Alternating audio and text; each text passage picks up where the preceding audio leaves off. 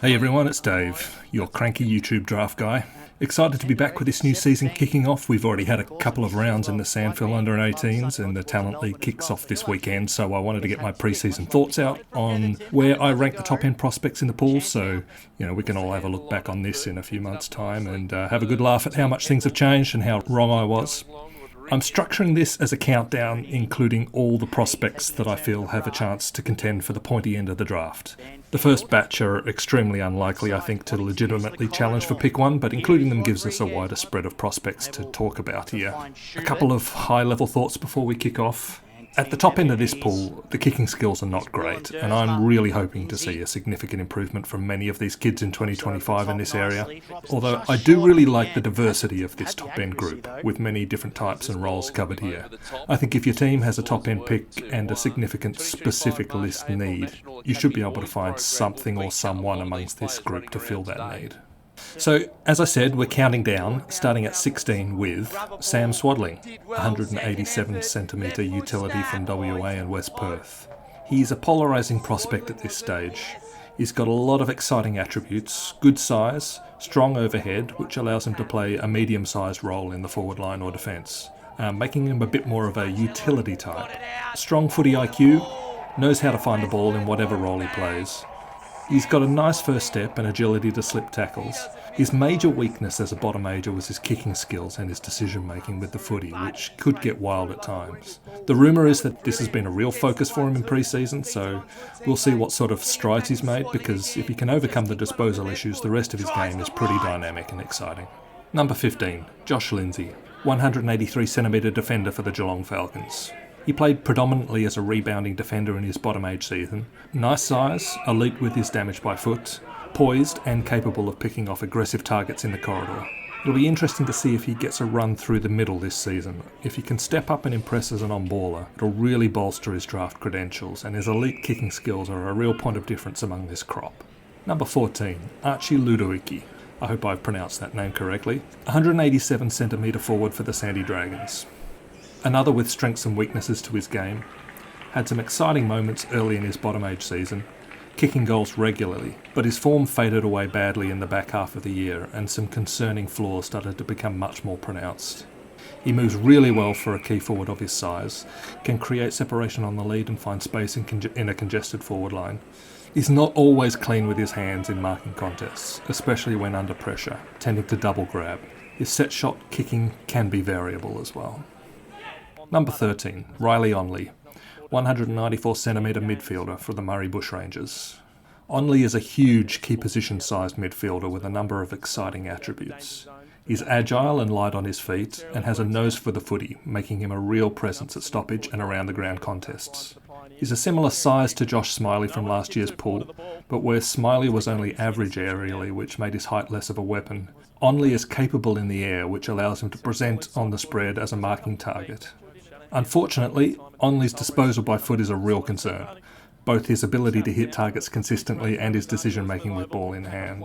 It's a significant weakness for him, but his other attributes are so elite that if he's managed to improve significantly through hard work in pre-season, he has the scope to move right up the ranks to the very top end.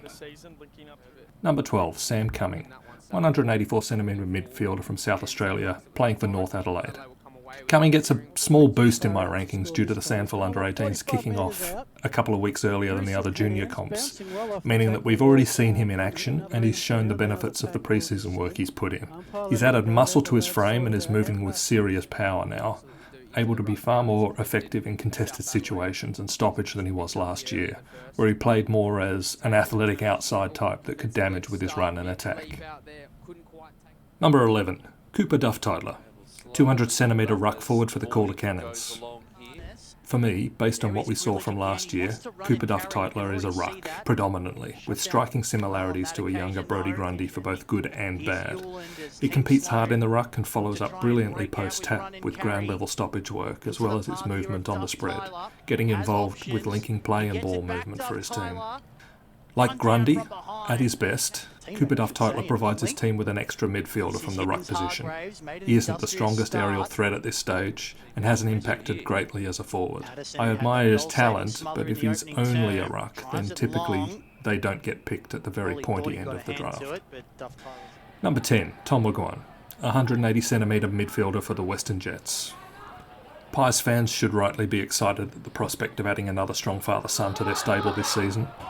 At this stage, McGuan's a smaller prospect physically and leans outside with his game.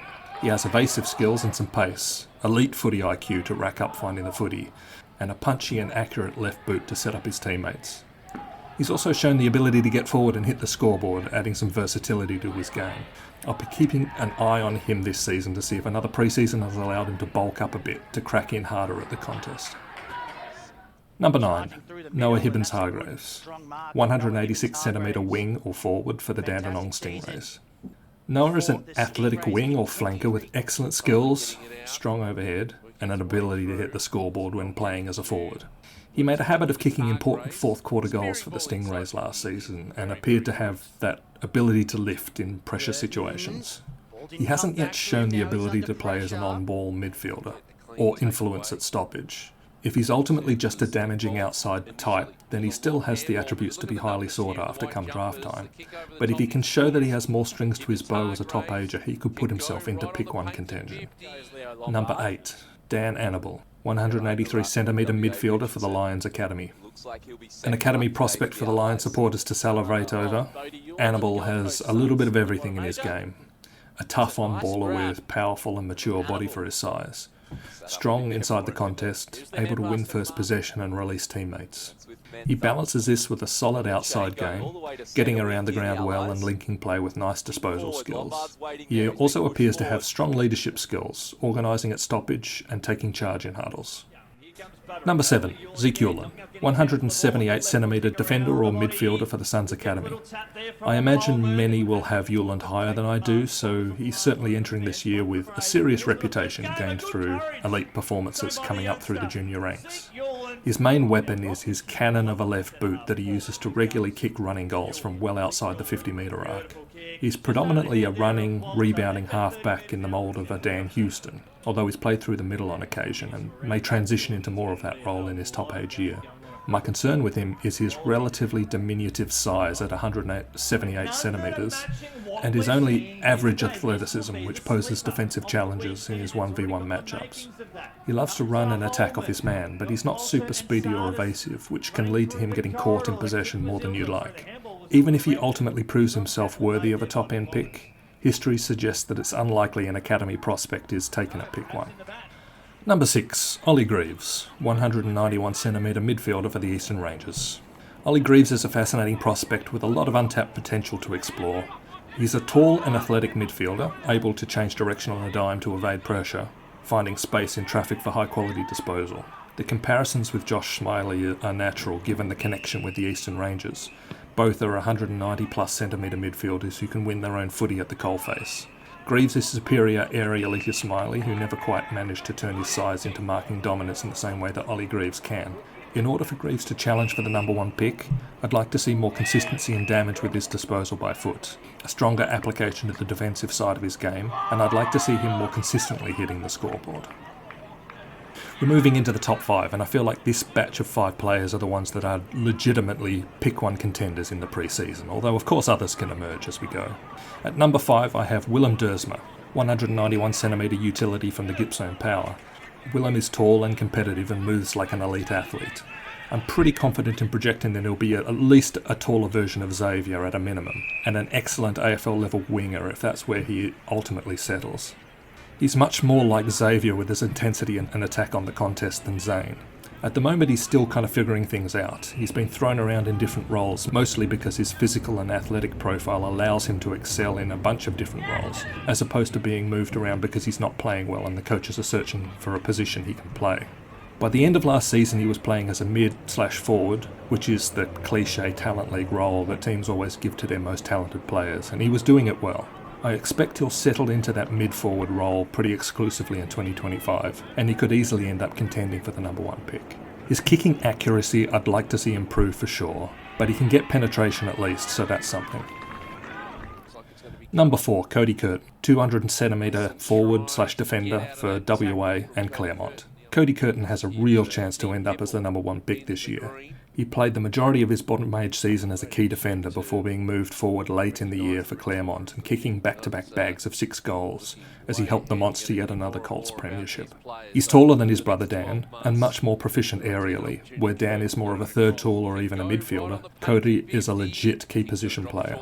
He's not as strong as Dan at ground level, but he's more than capable below his knees and showed an ability to kick goals in a variety of ways. The one thing that prevents me from going all in on Cody as the best key forward in the class is that we just haven't seen enough of him in that role yet. I'm fully expecting that he'll be locked in as a forward all season in 2025 and will kick a lot of goals.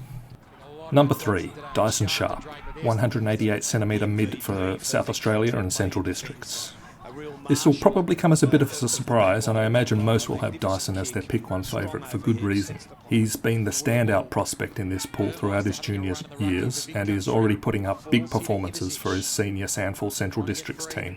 He's a powerful and mature inside mid with elite stoppage craft, a nose for the footy inside the contest like few others, and his spatial awareness allows him to use quick hands to find and free teammates outside the contest. He's a two-way player who runs hard defensively and applies pressure around the stoppage when he doesn't find the ball himself. It's possible that I'm overthinking it, but my concern, if you can call it that, is that perhaps he's peaked physically before others in the pool and that some may pass him as they catch up. He's not the quickest, lacking that burst that would allow him to consistently carry the ball forward out of stoppage himself for more damaging disposals, and his kicking skills aren't always precise. Number 2, Louis Emmett, 199cm forward ruck from the Oakley Chargers. As it stands in pre-season, Louis Emmett is the best of the tall forward contingent in this draft pool for me. He's a big kid with wide shoulders and moves with power and agility. He competes super hard and enjoys the body contact. He's strong in the air, capable of taking pack marks, beating his man 1v1 or finding space on the lead. He's got a bit of alpha male energy and gets a strut up when he's having a big game. The main concern is his awkward kicking technique, although he's shown that he can consistently nail his set shots. And number 1 in pre-season for me, Fred Rodriguez, 184cm mid for WA and South Fremantle. After missing the under-16 champs with injury, Fred Rodriguez burst onto the scene as a bottom-ager at last year's under-18 champs series, consistently finding a stack of the footy and damaging with his possessions. His emergence playing a significant role in helping the WA squad to perform better than their low pre-tournament expectations last year. Fred is elite by hand and foot, completely dual-footed to the extent that you can be unsure at times which side is his dominant. His confidence in his skills lead him to regularly pick off damaging but difficult options that lesser skilled players wouldn't dare. His instincts are attacking. With ball in hand, he will almost always look to dash forward into space or sweep a long handball forward to release a teammate. He's capable at winning contested ball and capable with his stoppage craft, and enjoys laying a tackle, making him the most well-rounded midfield prospect in this pool, as well as the most damaging. So that'll do us for this pre-season ranking video. Thanks so much for listening, and especially good luck to all the juniors kicking off their season this weekend. If you disagree with any of the placements of my rankings, let me know in the comments below. I'm planning to do more regular state of the draft videos like this, updating my rankings and giving my thoughts on how the season's progressing, maybe once a month. We'll see how we go. Alright, back again soon. Talented rucks himself, including this man at Nomlatu, who's with him at this stage.